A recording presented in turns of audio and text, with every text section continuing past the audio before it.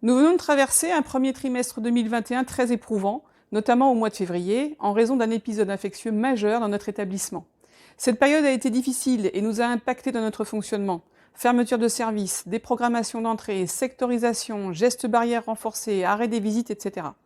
Je pense tout particulièrement à ceux d'entre vous, soignants pour la plupart, qui ont été touchés par le virus. Les campagnes de vaccination qui se sont tenues en février et mars au sein de la clinique nous redonnent espoir. Être protégés, protéger nos patients et reprendre une activité normale sont les objectifs, même s'il se posent encore des questions.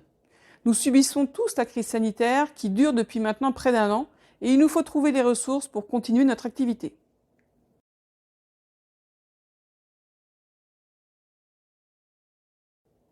En raison de la situation sanitaire, nous n'avons pas été en mesure d'organiser la traditionnelle Assemblée générale annuelle, de vous présenter les projets pour l'année à venir et surtout d'échanger. Je vais donc venir à votre rencontre, passer dans tous les services afin que nous puissions échanger de vive voix, se voir. Ces rencontres se dérouleront sur les prochaines semaines.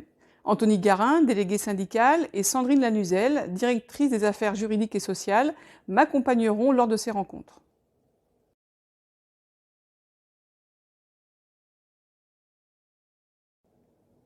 Malgré le contexte, les travaux de réhabilitation se poursuivent et le planning est respecté. En termes d'activité, nous allons consolider notre place dans le territoire. En effet, nous venons d'accueillir Pierre Fournier, infirmier hygiéniste, et Noémie Chagnon, coordinatrice de la filière gériatrique, 2 créations de postes soutenues par l'ARS Bretagne.